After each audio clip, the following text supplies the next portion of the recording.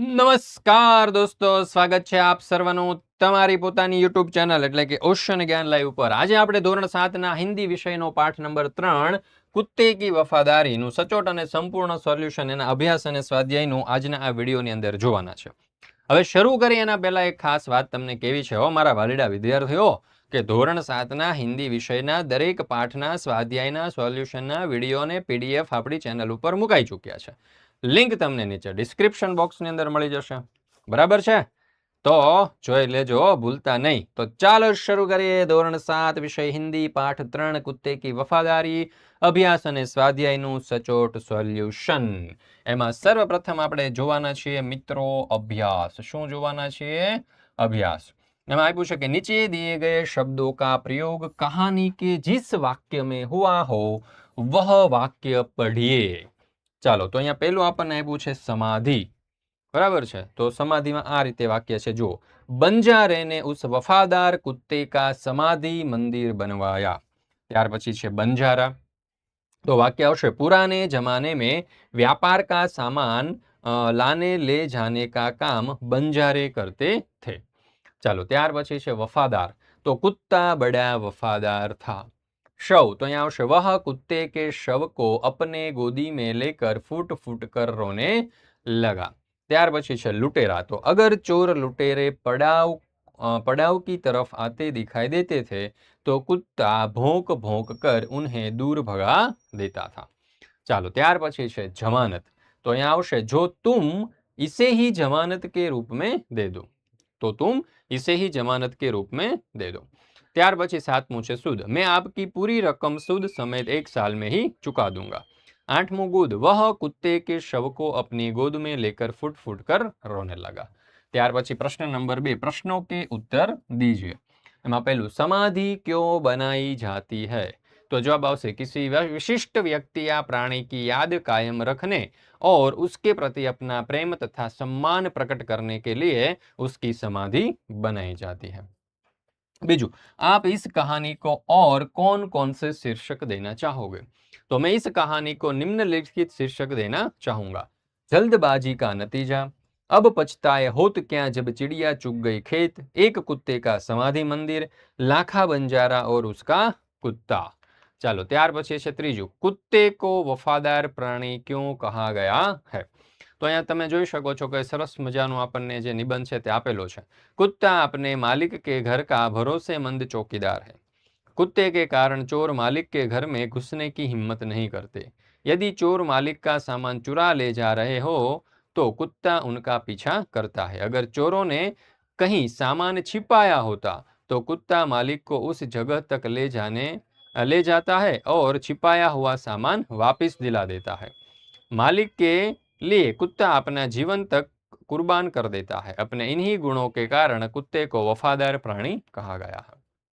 ત્યાર પછી ચોથો સવાલ, બંજારે ने कुत्ते को आते देख कुछ सोचा होता तो क्या होता? જોઈએ उत्तर. बंजारे ने कुत्ते को आते देख कुछ सोचा होता तो वह कुत्ते पर लाठी से प्रहार न करता. कुत्ता बंजारे के पास पहुंच जाता तो बंजारा उसके गले में बंधी हुई चिट्ठी अवश्य देखता. चिट्ठी पढ़कर उसे खुशी होती और अपने कुत्ते पर गर्व का अनुभव होता. पांचवं, सेठ ने कुत्ते को क्यों मुक्त कर दिया? तो જોઈએ उत्तर. सेठ के यहाँ चोरों ने डाका डाला हुआ था. कुत्ते ने चोरों का पीछा किया. चोरों ने दूर जंगल में जाकर सारा माल जमीन में गाड़ दिया. फिर वे भाग गए.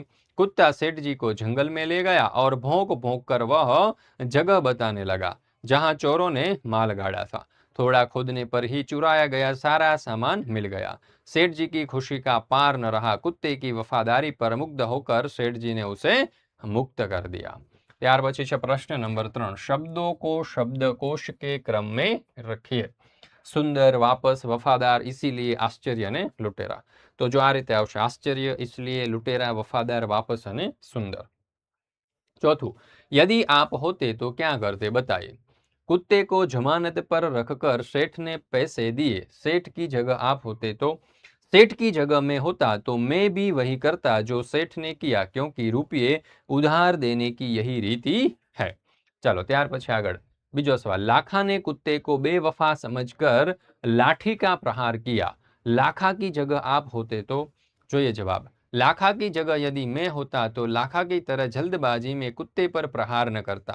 मैं कुत्ते को अपने पास आने देता। मैं उसके गले में बंधी सेठ की चिट्ठी देखता। उसे पढ़कर मैं अपने कुत्ते को गले लगा लेता। ત્યાર પછી છે પ્રશ્ન નંબર 5, પઢીએ, હસીએ और सही शब्द लिखिए। ચાલો, તો અહીંયા રાજા રાની, ગ્વાલા ગ્વાલી, અભિનેતા અભિનેતી, નીતિ, એવી રીતે આપણને શબ્દો આપ્યા છે, બરાબર. રાજા ને રાજી, તો અહીંયા રાની આવશે, રાજા રાની. ગ્વાલા તો ગ્વાલીન, અભિનેતા તો અભિનેત્રી, એ રાની તો રાજા, શેરની તો શેર, બરાબર. એવી રીતે અહીંયા સુનાર તો સુનારીન, ઊંટ તો ઊંટની, લુટેરા તો લુટેરીન, બંજારા તો બંજારીન, શેઠ તો શેઠાની. આવી રીતે આ શબ્દો જે છે તે આપણે લખી શકીએ. મિત્રો, તમારા માટે ખાસ મહત્વની જોરદાર કડાકેદાર offer online tuition class Ocean Gyanalay દ્વારા શરૂ કરવામાં આવેલા છે, જ્યાં તમને, એટલે કે ધોરણ આમ તો 6 થી 12 સુધી શરૂ છે, પણ ધોરણ 6 થી 8 ના વિદ્યાર્થીઓને ગણિત, વિજ્ઞાન, અંગ્રેજી અને સામાજિક વિજ્ઞાન વિષયના દરેક પાઠની સમજૂતી આકર્ષક પ્રેઝન્ટેશન સાથે શ્રેષ્ઠ શિક્ષકો દ્વારા મળી જવાની છે. ડાઉટ સોલ્યુશન પણ લાઈવની અંદર મળી જવાના છે. સ્વાધ્યાય, સ્વાધ્યાયન પોથી, એકમ કસોટી, ત્રિમાસિક કસોટી, પ્રોજેક્ટ, પ્રવૃત્તિ, બુક, બધા સોલ્યુશન એક જ જગ્યાએ બ્રહ્માસ્ત્ર બેચમાં મળી જવાના છે. પ્રથમ પરીક્ષા, દ્વિતીય પરીક્ષા, બધી જ પરીક્ષાનું સોલ્યુશન પણ અહીંયા મળી જવાનું છે દોસ્તો. તો બ્રહ્માસ્ત્ર બેચમાં જોડાઈ જજો. તમારા દોસ્તો, મિત્રો, ભાઈબંધ જેવો પણ હોય એમને કહી દેજો. સાથે સાથે તમારા વડીલો, તમારા ઘરમાં મમ્મી પપ્પા હોય ને, એને પણ કહેજો આ નંબર ઉપર કોલ કરીને બ્રહ્માસ્ત્ર બેચ વિશે જાણકારી મેળવે અને અમને બ્રહ્માસ્ત્ર બેચમાં જોડે, એટલે કે તમને, બરાબર છે. તો લૂંટાય એટલો સામાન લૂંટી લો બ્રહ્માસ્ત્ર બેચમાંથી દોસ્તો, બરાબર. જ્ઞાનનો ખજાનો તમારા માટે ખુલ્લો મૂકેલો છે. ભૂલતા નહીં હો. આખા વર્ષની ફી માત્ર 1500 રૂપિયા છે ને, મજા આવે એવું, ભૂલાય નહીં હો ને. ચાલો, ત્યાર પછી છે સ્વાધ્યાય. શું છે? સ્વાધ્યાય. તો ચાલો જોઈએ આપણે સ્વાધ્યાય. એમાં પહેલું, ઢાંચે પર સે કહાની लिखिए. ચાલો, એમાં છે પહેલું, एक नौकर द्वारा हार चोरी करना, सेठ का सभी नौकरों से पूछना, किसी का चोरी कबूल न करना, सेठ द्वारा युक्ति करना, प्रत्येक को 7-7 इंच की लकड़ी देना, जादू की छड़ी होने की बात कहना, दूसरे दिन दिखाने को कहना, चोरी की लकड़ी 1 इंच बढ़ जाएगी, घर जाकर हार चुराने वाले नौकर का 1 इंच लकड़ी काटना, दूसरे दिन चोरी का पकड़ा जाना. ચાલો, ત્યાર પછી છે શેઠ કી ચતુરાઈ, બરાબર છે. આખો તમે જોઈ શકો છો વાર્તા જે છે તમારી સમક્ષ આપણે રજૂ કરેલી છે. તમે અહીંયાથી એનો અભ્યાસ કરી શકો છો. પીડીએફ પણ મેળવી શકો છો. લિંક નીચે ડિસ્ક્રિપ્શન બોક્સમાં આપેલી છે, અથવા તો સ્ક્રીનશોટ પણ તમે લઈ શકો છો સમગ્ર વાર્તાનું. ત્યાર પછી છે પ્રશ્ન નંબર 2, નીચે દિए गए प्रश्नों के उत्तर लिखिए. એમાં પહેલો સવાલ, रात को कुत्ता पड़ाव की रखवाली कैसे करता था. तो जवाब, कुत्ता बहुत वफादार था. रात को वह सावधान रहकर पड़ाव की रखवाली करता था. अगर चोर लुटेरे पड़ाव की तरफ आते दिखाई देते तो भौंक भौंक कर उन्हें दूर भगा देता था. ચાલો, ત્યાર પછી બીજો સવાલ, શેઠ ને બંજારે के साथ कौन सी शर्त रखी. तो જોઈએ उत्तर, बंजारा सेठ के पास उधार रुपये लेने के लिए आया था, परंतु रुपये के बदले में गिरवी रखने के लिए उसके पास कुछ भी नहीं था. तब सेठ ने बंजारे से कहा कि तुम अपना कुत्ता ही जमानत के रूप में रख दो. जब तुम सारे पैसे लौटा दोगे तब कुत्ता तुम्हें वापस लौटा दूंगा. इस प्रकार सेठ ने बंजारे के आगे रकम के बदले में कुत्ते को गिरवी रखने की शर्त रखी. ત્યાર પછી ત્રીજું, सेठ ने कुत्ते को क्यों मुक्त कर दिया. तो જોઈએ उत्तर, सेठ के यहाँ चोरों ने डाका डाला था. कुत्तों ने चोरों का पीछा किया. चोरों ने दूर जंगल में जाकर सारा माल जमीन में गाड़ दिया. फिर वे भाग गए. कुत्ता सेठ जी को जंगल में ले गया और भौंक भौंक कर वह जगह बताने लगा जहां चोरों ने माल गाड़ा था. थोड़ा खोदने पर ही चुराया गया सारा सामान मिल गया. सेठ जी की खुशी का पार न रहा. कुत्ते की वफादारी पर मुग्ध होकर सेठ जी ने उसे मुक्त कर दिया. ત્યાર પછી ચોથો સવાલ, इस कहानी से क्या शिक्षा मिलती है. तो જોઈએ उत्तर, लाखा ने अपने कुत्ते को सेठ को छोड़कर अपने पास आता देखा तो जल्दबाजी में उस पर लाठी का प्रहार कर दिया. उससे कुत्ते की मृत्यु हो गई. इस कहानी से हमें यह शिक्षा मिलती है कि कोई भी काम जल्दबाजी में नहीं करना चाहिए. सोच समझ कर ही कोई निर्णय लेना चाहिए. जल्दबाजी में काम करने पर बाद में लाखा बंजारा की तरह पछताना पड़ता है. ત્યાર પછી છે પ્રશ્ન નંબર 3 नीचे दिए गए वाक्यों में रेखांकित शब्द का लिंग परिवर्तन करके वाक्य फिर से लिखिए। जैसे घोड़ा दौड़ रहा है तो घोड़ी दौड़ रही है। सेठ ने कहा रुपये तो मैं दे दूंगा, तो सेठानी ने कहा रुपये तो मैं दे दूंगी। बंजारे को बहुत दुख हुआ तो बंजारीन को बहुत दुख हुआ। ચાલો ત્યાર પછી ત્રીજું, ऊंट की पीठ पर सामान लदा है, तो ऊंटनी की पीठ पर सामान लदा है। मैदान में लड़का खेल रहा है तो मैदान में लड़की खेल रही है। बक्से में से लिंग आधारित शब्दों के जोड़ मिलाइए और उनका वाक्य में प्रयोग कीजिए। शिष्य, नागिन, शिक्षक, घोड़ा, गाय, देव, बेल, शिष्या, घोड़ी, शिक्षिका, देवी અને નાગ જેવા શબ્દો આપણને આપેલા છે। તો શિષ્યનું શિષ્યા વાક્ય કંઈક આ પ્રમાણે આવશે। शिष्य गुरु की सेवा कर रहा है और शिष्या गुरु की सेवा कर रही है। नाग तो नागिन, वाक्य आ रीते बनशे। नाग फन उठाए बैठा है, नागिन फन उठाए बैठी है। शिक्षक तो शिक्षिका, वाक्य आवशे शिक्षक पढ़ा रहा है, शिक्षिका पढ़ा रही है।